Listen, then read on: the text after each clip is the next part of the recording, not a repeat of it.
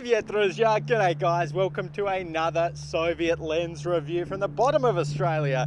Today we're going to be taking a look at an absolutely wild prototype Soviet lens.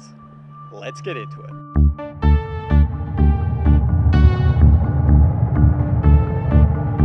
Alrighty guys, today we're going to be taking a look at one of the most amazing Soviet lenses I have ever got my hands on. This is a completely undocumented prototype Soviet telephoto.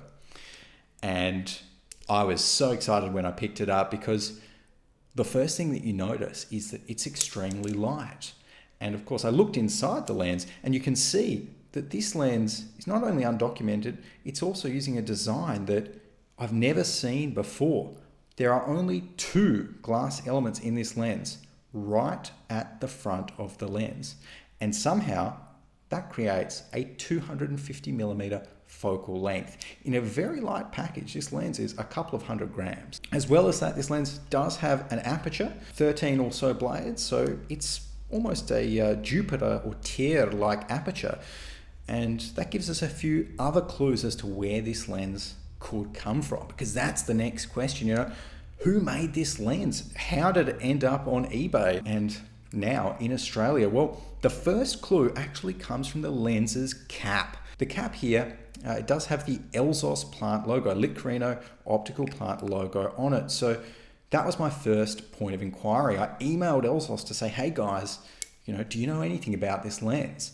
While they were coming back to me, it took them over a month, I hit up KMZ, hit up a bunch of other well-known Russian and Soviet lens collectors, and the same. None of them had ever heard or seen a lens like this. But of course they did say, well, maybe check out Elzos. So I did. Got onto a nice man called Alexei at Elzos, and he looked for me.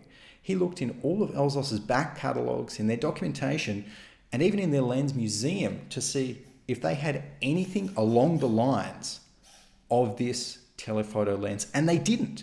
They had absolutely nothing. So he emailed back and said, yeah, well, basically, if we made it, there's no evidence of it. So I did a little bit more digging. And what I found was that everything about this lens points to it being made at Elzos, as well as the lens cap, which, to be fair, could have come from somewhere else, could have come from perhaps Elzos made, a filter with this sort of a cap and, just ended up on the lens. But what I've found in general with a lot of Soviet lenses is, they do generally stick together, the parts of them. I haven't found too many KMZ lenses with Elzos caps, for instance. So that's the first hint. As well as that, the font on the lens was a bit of a giveaway, because the 8 is a very unique 8 with a kind of short top and a fat wide bottom. That is the same 8 that Elzos used in their lenses made around the 60s. And this feels like a bit of a 60s lens from them. Even just the finish feels kind of Elzos, having a few other Elzos lenses in my collection. So I'm going to pretty safely say, I would say I'm 95% convinced that this prototype telephoto lens was made at Elzos in around the 1960s, just when they were starting to put coatings on, when they were still using the old font, and when they had graduated to 13 bladed irises. We've decided where it probably is made, but what about the photos that it takes? Why don't we have a look and see for ourselves exactly how good a photo that an old 2 glass element lens can take. Alrighty guys, first up, let's take a look at this photo of a kangaroo. Went out to a national park the other weekend here in Perth and managed to get a bunch of kangaroos sitting on the ground. And this photo, I just wanted to show it because it really does demonstrate how sharp this lens can be in the center of the frame. Again, this is on the Nikon Z6 24 megapixels. I'm zoomed in to 100% here, and you can count the whiskers on this kangaroo's face, which is pretty amazing. And I think it also showcases, the nice colors that come from this lens. You definitely get a good amount of contrast in the center of the frame. This one has been lightly edited, but not too much. You do see, however, the corners of the frame. They are vignetted, and they do have that sort of corner blur effect. Next up, another kangaroo, again in slightly different lighting. You'll see if we zoom in again, the sharpness in the center of the frame is fantastic with this lens. Let's move on now to a little bit of a duck. This one was further away, but still managed to get him in focus. And again, you do see a tiny little bit of color fringing around the edges of the duck there, where it's contrasting the black feathers on quite a light background. And maybe a little bit of chromatic aberration there just in the front plane of focus. But overall, you can see the actual fall off from in focus to out of focus on this lens is really, really nice, and the bokeh is not busy at all. Next up, let's take a look at a different duck here. And I think if you zoom in just to this far, you can really see every little spot of water that is on this duck's beak. Again, I just really like the way that this lens renders those fine details in the center of the image. It draws your eye towards the center, and it does have very nice natural colors to boot. This is pretty much exactly what this scene looked like in real life. And here we have an example of how the lens can struggle or potentially be used to accentuate a subject in the center of the frame. We've got a boat here by the name of Fuck Off.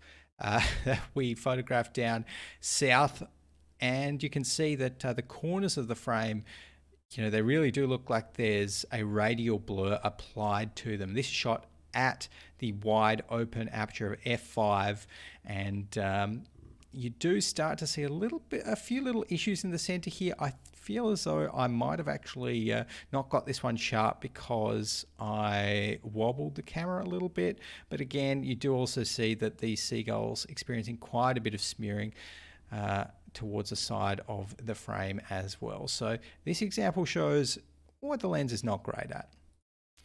And again, we've got an example of the beautiful bokeh, beautiful colors that this prototype lens produces. And I mean, there's not too much else to say. This is just a very pedestrian scene, but the lens has rendered it absolutely beautifully. There's barely any chromatic aberrations to be seen. The flower is nice and sharp, and the colors are great. Same with this one, although I will say that the lens does show a little bit of kind of blue fringing in out of focus highlights towards the back. So a little bit of chromatic aberration going on there, but again, nothing that sort of distracts too much from the image, and the center is still nice and sharp.